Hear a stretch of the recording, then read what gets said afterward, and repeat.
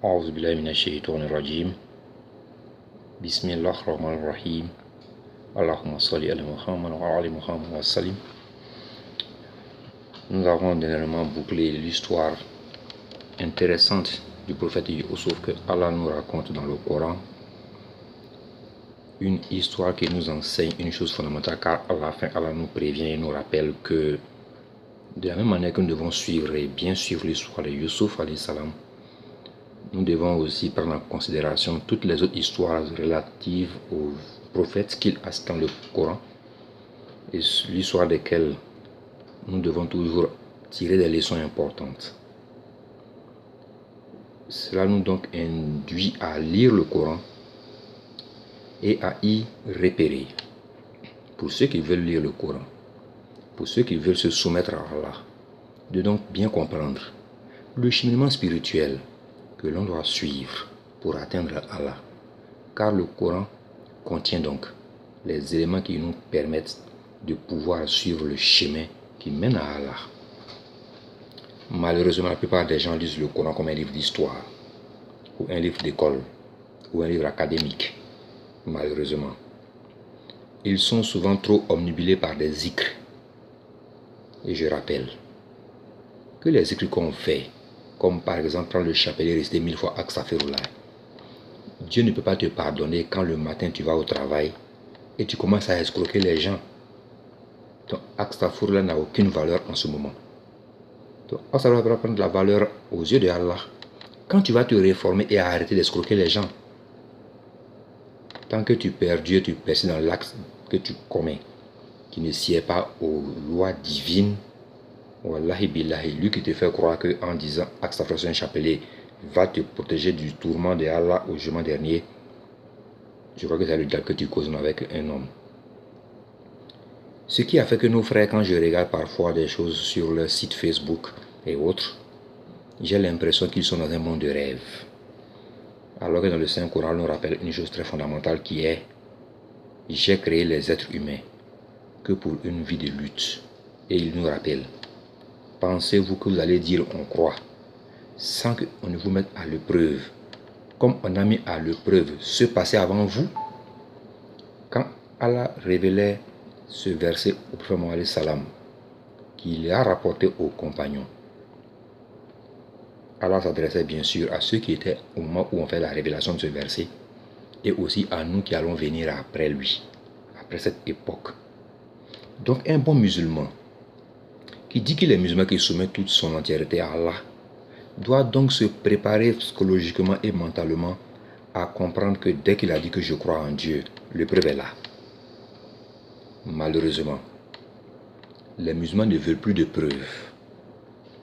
Ils sont devenus comme les chrétiens, à la seule différence que les chrétiens ont choisi un homme pour porter le fardeau de leurs péchés et les musulmans ont transporté le Coran pour porter le fardeau de leurs péchés. Je vais dire que ils ne cherchent plus à se réformer, à prendre le chemin divin.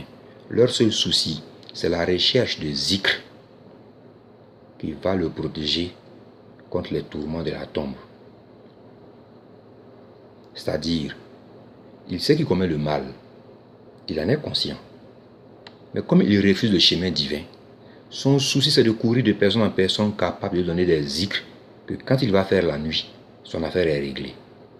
Et malheureusement, parmi les musulmans, il y en a qui pensent que quand il va dire à quelqu'un il faut faire 10 000 fois Astaghfirullah, il sera pardonné des péchés qu'il commet. Je prends un exemple tout simple. Vous avez quelqu'un qui travaille dans un service où il a accès à des factures qu'il peut traficoter. Et vous savez, il vous dit: ah imam, moi vraiment à mon travail là, tu vois que je suis un peu riche, tu vois, j'ai ma maison, 2 ou 3 voitures, beaucoup de maîtresses au dehors. C'est parce que bon, au travail on fait souvent, comme ils le disent, les gombos. Et l'imam, ou bien la personne à qui il s'adresse, au lieu de lui dire d'arrêter ce qu'il fait, au contraire lui dit: tu peux continuer ce que tu fais, c'est pas un péché, tant que la nuit tu as ton chapeau pour faire les 10 000 Astaghfirullah. C'est la conclusion que moi j'ai tirée après 5 ans que j'ai observé sur Facebook tous mes frères musulmans qui s'expriment. Chez les chrétiens, ils te diront: tu peux continuer à escroquer les gens, à faire les fausses factures, tant que tu crois en Jésus. Il a déjà versé son sang pour toi, tu n'as plus besoin de te forcer à faire le bien, tu peux continuer à faire le mal. Chez nous les musulmans, c'est pas Jésus qu'on cite, mais on dit, tu peux continuer ce que tu fais, tu es sur le bon chemin, tant que tu peux la nuit te lever pour faire 2 rakats et 10 fois Astaghfirullah. Et cette théorie a tellement pris le monde musulman qu'aujourd'hui, quand les gens me demandent, ah, voilà, est-ce que tu peux me donner quelque chose?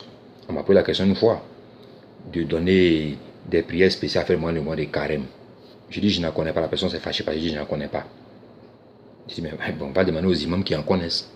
Maintenant, si après la fin de faire les prières qu'il te faut la nuit pour demander pardon à Allah, et toi-même tu dis, je ne vais plus revenir sur les péchés que je commettais la journée, et que dès qu'on voit la lune, tu es dans le bras de 5-6 garçons la même nuit parce que tu dois prendre la fête, à quoi servit tes veilles de prière derrière un imam?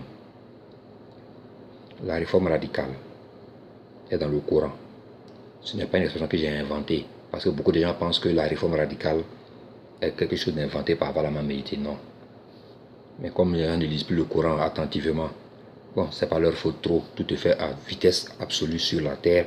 Par conséquent, donc, on lit le Coran comme on vit, c'est-à-dire sans arrêt et à 100 à l'heure. Parce que la vie est trop courte. Oui, elle est trop courte, parce que tu ne sais pas ce qu'il faut en faire. Sinon, pour ceux qui savent faire quoi de leur vie, elle est très longue. Mais ceux qui ne savent pas quoi faire de leur vie, c'est que la vie est trop courte.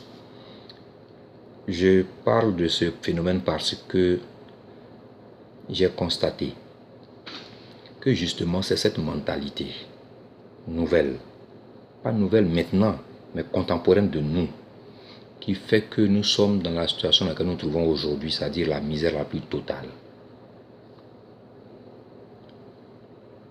D'abord, les musulmans ont commencé à eux-mêmes se diviser entre eux sur des éléments fondamentaux de l'islam qui ne sont même pas à discuter. Après, ils ont commencé à trouver que leur ennemi n'est plus à l'intérieur mais à l'extérieur.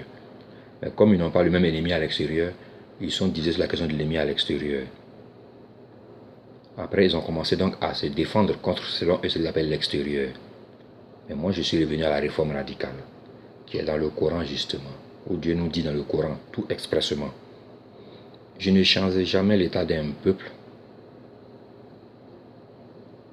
tant qu'il ne se réforme pas en lui-même. Ce verset semble quelque chose de banal pour les musulmans.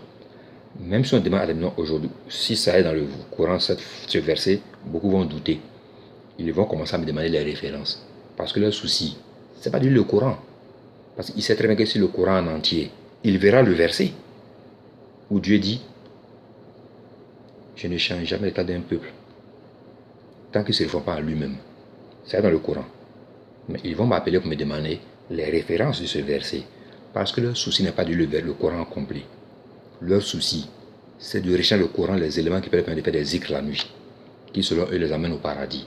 Mais si vous êtes sûr que vous êtes au paradis déjà par des zikrs, pourquoi après le zikr, qui vous confirme que c'est au paradis, vous ne demandez pas à Dieu d'avoir la mort pour aller au paradis habiter? Mais vous aimez la vie sur la terre, même pire en cela que les païens. C'est vos droits, vous demandez toujours à Dieu la longue vie terrestre. Mais vous êtes sûr qu'avec les zikrs qu'on vous donne pour faire à chaque fin de nuit, vous êtes au paradis. Mais personne ne va aller au paradis parce qu'il faut mourir pour aller au paradis. Ça ressemble un peu à comme quelqu'un qui a une maison luxueuse avec tout dedans et qui en hiver préfère dormir au dehors. C'est la même situation, il n'y a aucune différence. Ils sont comme ça du côté musulman comme du côté chrétien.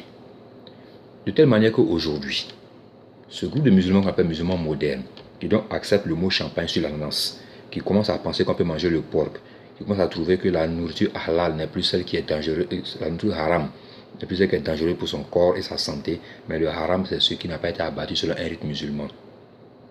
Ils se focalisent sur les rites musulmans, en oubliant que eux-mêmes, ils font des choses qui ne sont pas du rite musulman, comme les 7e jours, les 40e jours, les 4 mois et 10 jours et l'anniversaire.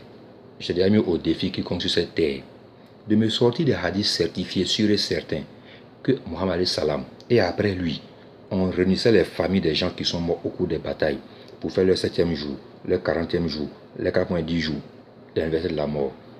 Wallahi billahi, l'imam qui est capable de me sortir un hadith où le prophète Mohammed a réuni les gens à la mosquée à Madina pour dire que ça fait 1 an de comparaison moi à battre, on doit faire un saraka de chameau, qu'il me sorte les hadiths.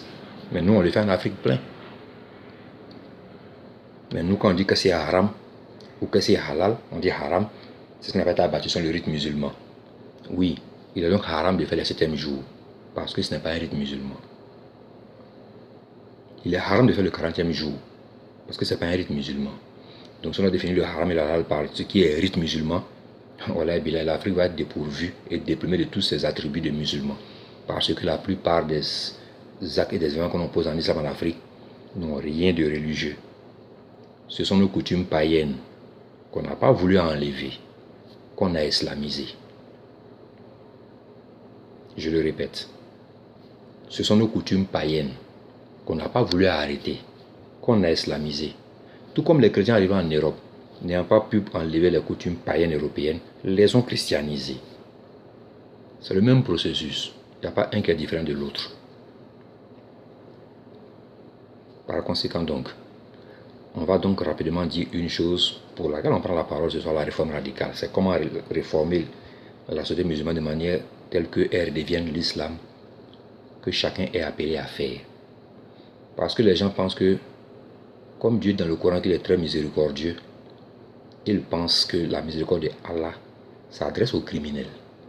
Parce qu'ils n'aiment pas lire les versets qui disent Allah châtiera les criminels. J'ai déjà dit plusieurs fois, il y a 2 types de Coran qui existent sur cette terre parmi avec les hommes. Il y a le Coran que Allah nous a donné à travers Mohammed alayhi salam, qu'on cache dans les maisons, qui n'est pas le Coran public. Et il y a le Coran que nous on a réécrit, qu'on a manipulé, qu'on a transformé avec un arabe un peu plus louche, plus flou, qu'on présente aux gens pour justifier justement l'embrigadement des enfants, des veuves, des femmes, des faibles, des miséreux. On a enlevé la particule « et » dans le Coran qui disait Dieu tue toujours la salat et la zakat. Nous, on a enlevé le « et » pour mettre le « ou » à la place, qui a commencé à créer les couches les plus miséreuses sur la terre. Wallahi billahi. Le Pakistan détient la bombe atomique.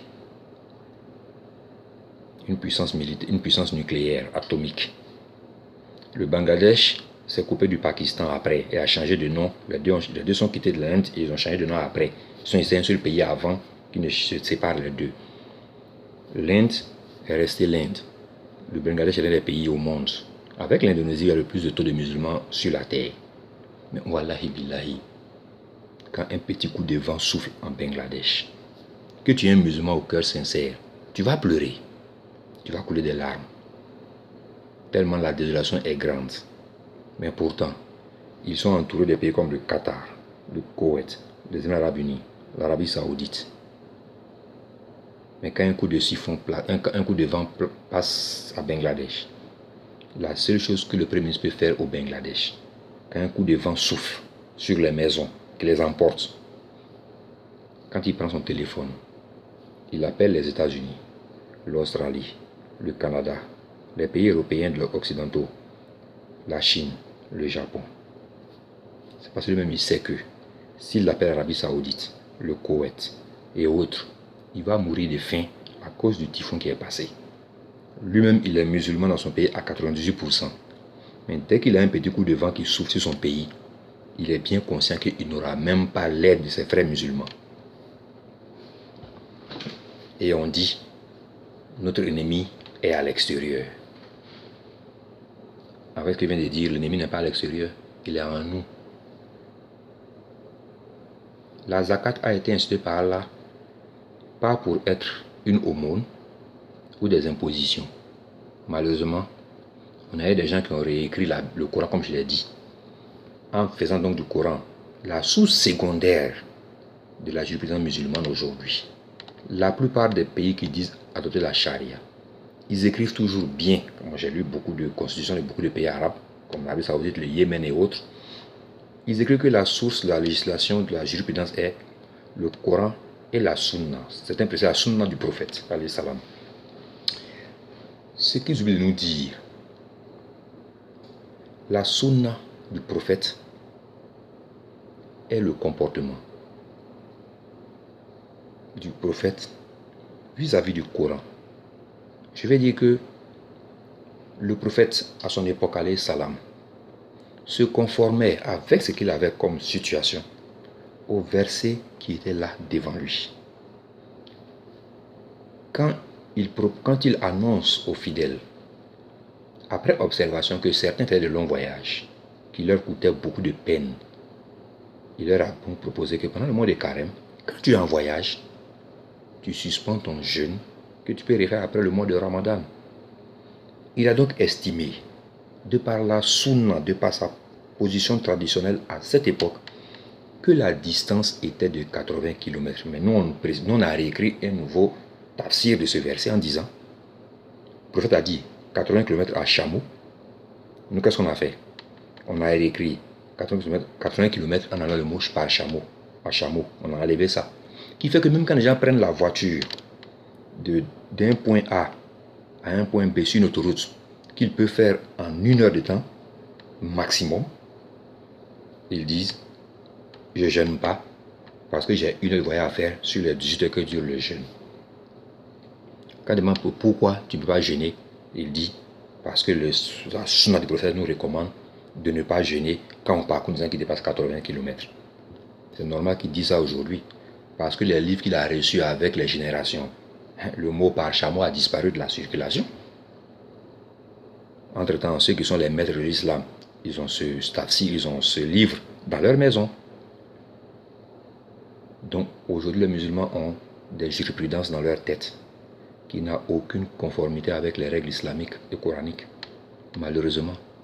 C'est ça qui fait des mauvais musulmans que justement, on présente au monde entier. Je prends le cas de la peine de mort en islam, qui a fait le débat le plus terrible sur cette terre.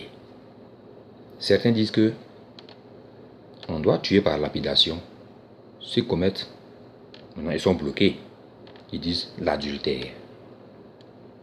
Quand je leur demande c'est quoi le mot adultère en arabe, ils trament un peu leur langue parce qu'ils ne savent pas ce que ça signifie en arabe le mot adultère. Ils te disent le mot, ils te disent non, c'est zina. Et quand tu demandes à notre arabe que signifie la zina, lui te répond c'est la fornication. Finalement, on voit bien qu'il y a deux notions différentes qui sont là. Tellement ambigu dans l'esprit des hommes qu'on ne sait plus ce qu'il faut faire pour sauver cette situation qui est: est-ce que le Coran nous recommande de tuer ceux qui ont fait des relations sexuelles proscrites? La sourate Al-Nur, dans laquelle Dieu a indiqué la porte de sortie après avoir fini de dire dans la sourate Al-Nisa que on les confine dans une maison parce qu'il y a un décret ou que la mort les prenne. Le nouveau décret était 100 coups de fouet. C'est ce que le Coran a écrit, c'est ce que Dieu a révélé à Mohammed. Après Mohammed, alayhi salam, des gens ont trouvé que Dieu était trop léger dans sa punition. On ne peut pas quand même donner 100 coups de fouet à quelqu'un qui fait la fornication, l'adultère, c'est selon. Donc qu'est-ce qu'ils ont fait? Ils ont commencé à inventer des hadiths pour justifier donc qu'on doit lapider les personnes qui commettent l'adultère. J'ai pris mon temps pour étudier tous ces textes hadiths qui parlent des situations où, selon eux, Mohammed a appliqué la lapidation. Après analyse et enquête, je trouve que les 3 principaux hadiths qui nous relatent l'application de la peine de mort par lapidation par le prophète Mohammed ne sont que des Yéménites, Israélites ou Arabes israélites, c'est-à-dire juifs, qui habitent dans le voisinage de Madina, qui sont pour la part venus voir le prophète pour dire: voilà, tu es prophète, mais voilà. Et il y a un cas précis, bien sûr, qui est célèbre, Muaz, où on dit: il s'est échappé, on l'a rattrapé pour le terminer, et le prophète a reproché aux compagnons qui l'ont fait: pourquoi n'ont pas laissé vivre? À cette personne qui est échangée sur le web, je lui ai dit: le menteur et le mensonge sont souvent 2 entités différentes. Mais quand le diable se met dans la danse, il devient un. Il me dit: comment j'ai dit ça? J'ai dit: le prophète ordonne aux gens d'abattre quelqu'un parce qu'il a commis un péché qui mérite la peine de mort. Les gens l'abattent et ils se plaignent pourquoi ils l'ont abattu. Tu trouves ça logique toi-même de la part du prophète alayhi salam? Il m'a sauté encore une autre histoire d'une femme qui est venue, qui d'après lui était enceinte. Je lui ai répondu: mais mon ami, la femme qui est tombée enceinte, tu me dis que c'est à la suite d'une fornication. Mais pourquoi est-ce que le prophète ne met pas l'enfant, ne fait pas rechercher la personne qui l'a forniqué d'abord? Puisque dans ta sourate que tu sors comme référence, sourate 24 Al-Nour, dit toujours le fornicateur et la fornicatrice.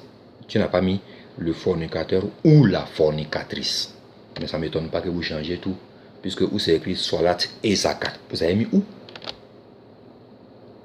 Donc, mettre ou à la place de et à la place de ou, c'est pas la première fois que vous le faites en islam. Il me sort le livre le plus célèbre que les musulmans sunnites aiment suivre comme la plus grande référence qu'ils ont avant le Coran, pas après le Coran, le Sahih al-Bukhari. Je l'ai toujours dit à mes amis qui me connaissent très bien, je ne suis pas bukhariste. Je suis musulman qui applique le Coran et qui applique du Coran ce qui est applicable du Coran dans les situations que je me trouve. Bukhari, j'ai lu la préface de son Sahih.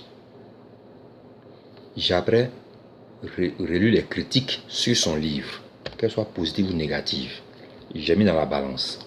Mais il y a une chose qui m'est apparue la plus extraordinaire possible chez Bukhari, c'est cette chose-ci. Il atteste lui-même dans sa préface qu'il connaissait 600 000 hadiths dans sa tête, à l'âge de 15 ans. On lui demande de compiler dans un livre les règles et les histoires qu'on peut utiliser pour vivre en musulman. C'est maintenant qu'on demande d'écrire un livre au nom de Allah que lui se rappelle qu'il doit vérifier que les 600 000 hadiths qu'on a sont vraiment certifiés. Ça veut donc dire que lui-même il reconnaît de facto que les 600 000 dans sa tête peuvent avoir des erreurs. Mais il dit que c'est des sources sûres, c'est pour ça dans sa tête. Il se met à faire des istikhara pour chaque hadith avant de le prendre et de l'écrire. À la fin de son exercice spirituel, d'après lui-même, Allah lui révèle que sur les 600 000 hadiths, il n'y a que 4400 et quelques qui peuvent être plausibles. Ceux qui ont été à l'école peuvent faire le rapport et même ils répondront à la question. Je prends donc par thème. J'arrive au thème où ils ont mis le titre au début de la création du monde et autres. Je prends donc les hadiths croyant que j'allais trouver des versets scientifiques, comme dans le Coran. Ça dit les versets du Coran mieux expliqués par le prophète à une assemblée. Quand Dieu dit les planètes sont en mouvement, ça signifie quoi? Le prophète explique aux gens. Donc je prends ce chapitre qui me concerne et qui me plaît parce que je suis vraiment porté sur les sciences scientifiques, les sciences physiques et astronomiques. Je les adore. Je les étudie très souvent. Tout ce qui est mystère scientifique et astronomique. Et donc je pense que j'allais trouver là des explications scientifiques à tous ces phénomènes naturels qui nous entourent justement. Je vois le titre, je prends le titre et je regarde, je dis, le premier qu'il nous sort comme hadith parle d'un groupe de personnes venues au prophète à la mosquée, lui poser des questions sur le début de la création. Non, pas poser des questions, le prophète a dit, je vais vous parler de la début de la création. Il nous dit, donc dans le hadith, la personne qui nous rapporte le hadith nous dit ceci. Je me suis assis à la mosquée. Quand le prophète a commencé à nous raconter, il a dit qu'il va nous raconter comment a été créé le monde, on m'a appelé au dehors pour dire que ma chamelle s'est enfuie. Par conséquent, je me suis levé, je suis allé à la recherche. Et ça m'a fait mal d'avoir manqué l'explication qu'allait donner le prophète alayhi salam sur le début de la création. Et Bukhari nous dit que c'est ça qui explique comment le monde a été créé. C'est-à-dire, il nous dit, comme pour des idiots, que le monde a été créé quand quelqu'un s'est levé pour acheter sa chamelle. Et on me sort l'histoire que Bukhari est le plus grand savant de tous les savants après Dieu. Que parce que, d'après ceux qui le soutiennent, que quand tu ne trouves pas dans Bukhari, c'est que ça n'existe pas. C'est écrit dans son Sahih, en préface de ceux qui ont publié son bouquin, et qui nous ont même dit qu'il suffisait à Bukhari de regarder seulement un livre, de le feuilleter, de le lire de manière distraite. Il avait ça en tête. Oui, Bukhari avait tout dans sa tête. À tel enseigne qu'il a fait que nous sommes au-delà de la risée du monde entier quand il nous sort dans ses hadiths que Aïcha a été mariée au prophète et emménagée dans la maison du prophète quand elle avait 9 ans. Oui, c'est lui qui l'a écrit. Qui aujourd'hui, les Blancs nous récupèrent, les Chaussons nous récupèrent pour nous sommer de revoir cette partie de la vie du prophète Ils ont raison. Ça fait problème. Et quand je me suis penché sur la question de Aïcha de Anha, si elle a été mariée à 9 ans, disons, si elle a déménagé dans la maison de prophète à 9 ans, alors que la Sourate An-Nur, qui nous parle de l'histoire de Aïcha Anha, qui a été transportée par un capitaine parce qu'elle avait oublié un collier. On appelle ça l'histoire du collier, qui est relatée justement juste après les versets où Dieu nous indique sur la fornication, où nous parle maintenant des faux témoignages et des ragots.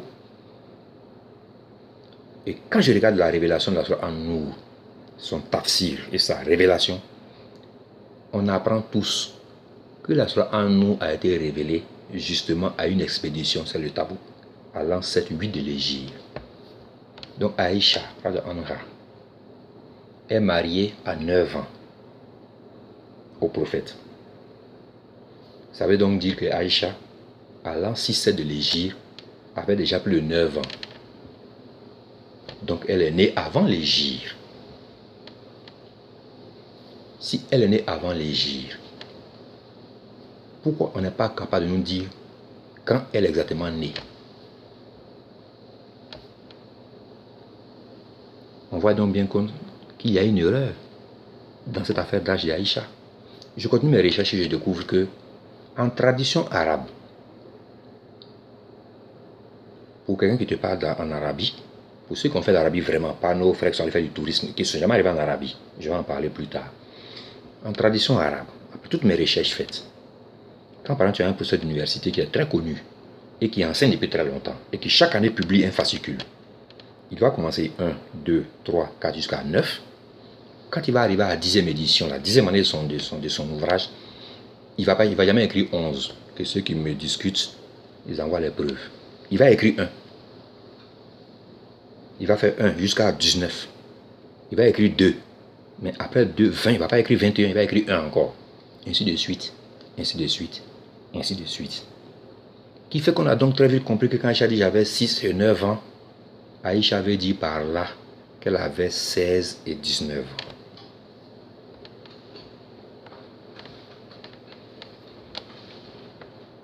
Mais c'est Bukhari qui a écrit qu'elle avait 6 et 9 ans. Et Bukhari est d'Afghanistan. Il n'est pas arabe d'origine. C'est ce que les gens oublient de nous signaler parfois. Quand on regarde sa compilation de livres du Sahih al-Bukhari, qui est considéré comme le livre le plus sérieux avant le Coran par les sunnites, il nous dit souvent de manière comme ça après, mais dans leur façon d'agir avec le Sahih, on voit bien que le Sahih est placé avant le Coran. Ils nous disent une chose importante, qu'ils oublient de nous dire aussi parfois. Quand on compte le nombre des hadiths reportés par Abu Huraira,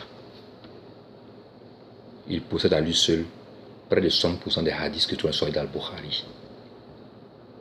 Mais il y a une chose qui m'a frappé quand j'ai ouvert le Sahih al-Bukhari, que j'ai lu la préface écrite de par lui-même.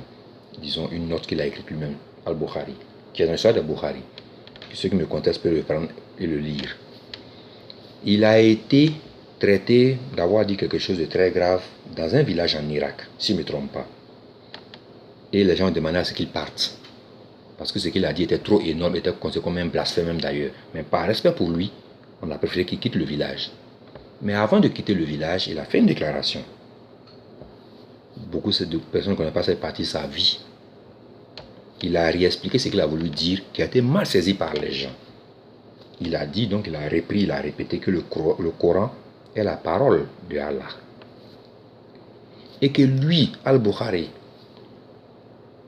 il prend à témoin de ce qu'il a dit actuellement, que le Coran est la parole de Allah, que les gens ont mal compris, qu'ils ont fait croire que ce n'est pas la parole de Allah. Et donc il revient en disant que le Coran est la parole de Allah. Lui, Bukhari, il ne détient ses sources et il atteste que les personnes suivantes sont les sources les plus sûres en islam. Muhammad alayhi salam, Aliyu, Abu Bakr et Umar radhiyallahu. Al-Bukhari n'a jamais cité comme personne de source sûre Abu Huraira. Mais c'est lui qui détient 66% des hadiths qui sont son Sahih. À tel enseigne que je me suis posé la question, si le Sahih qu'on nous sort aujourd'hui est vraiment de Al-Bukhari. Parce que quand il parle des compagnons du prophète sur lesquels il s'appuie pour faire, lui, cette déclaration, lui, sa vie, et auprès desquels il souhaiterait être ressuscité, il ne cite jamais Abu Huraira. Donc ça m'a poussé à apprendre l'histoire de ce personnage qui est le plus cité parmi tous nos frères musulmans quand ils sortent un hadith. Et je me rends donc bien compte que Abu Huraira est arrivé du Yémen à l'an 8-9 de l'Hégire. Il est arrivé au moment où le prophète alayhi salam était à une expédition armée. Donc ils sont rentrés dans la mosquée pour s'y installer, qu'on appelle les personnes de la Soufa. Et quand il y était, lui, sa femme et sa maman étaient du voyage. Ayant déjà rencontré le prophète à la Mecque, avant que le prophète n'émigre à Madina, le prophète s'est rappelé ce personnage, qui était encore plus jeune à l'époque. Et donc, Al-Huraira nous raconte donc que, à cause de la galère, comme on peut le dire dans nos Français d'aujourd'hui, il s'asseyait sur le chemin des compagnons.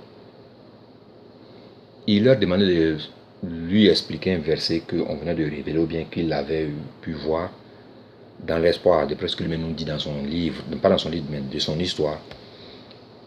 Sa femme s'appelait Bouchra. Il nous raconte que il demandait aux compagnons la permission d'aller chez eux pour apprendre un verset du Coran, dans l'espoir qu'il va avoir à manger, tellement c'était chaud. Il y a une histoire qui m'a frappé un jour. Parce que quelqu'un lui a demandé, mais pourquoi tu t'appelles Abu Huraira? Quel est ton vrai nom? Il dit non, Abu Huraira signifie le père de la chatte, ou bien le père du petit chaton. Et ceux qui nous rapportent de sa vie nous disent qu'il aimait laisser tomber les petits morceaux de nourriture sur son chemin pour que les chats viennent en manger. Ça m'a fait rire. Parce que la personne qui raconte cette histoire mensongère oublie certainement que quand tu laisses tomber les morceaux de nourriture sur ton chemin, à moins qu'il n'y a pas de chien à Madina, ou de moutons, de cabris, c'est pas seulement les chats qui viendront s'y battre, les poulets viendront aussi. Bien, ça c'est un aspect pas trop lourd, mais il y a une chose qu'il doit comprendre. Le même Abu Huraira dit que tellement j'avais faim, je mettais une pierre sur mon estomac pour calmer ma faim, tellement j'avais faim. Quelqu'un qui est capable de mourir de faim, est-il capable de laisser tomber des morceaux de nourriture pour que les chats viennent grouper autour de ça? Si la personne peut me répondre à cette question, j'en serai heureux. Donc on voit bien que l'histoire d'Abu Huraira est trop floue. Et il nous fait comprendre que le prophète aussi aimait les chats. Je fouille dans tous les compagnons qui parlent du prophète. Il est le seul à nous dire que Mohammed salam aimait les chats. Khadija n'en parle pas. Aïcha n'en parle pas. Abu Bakr n'en parle pas. Omar n'en parle pas. Bilal n'en parle pas. Personne n'en parle, sauf Abu Huraira. Comme pour nous dire, moi, Abu Huraira, j'aime les chats, de même que le prophète. Et pour justifier que le fait qu'il ait retenu autant de hadiths, il nous invente une histoire d'une bénédiction qu'on aurait faite pour lui.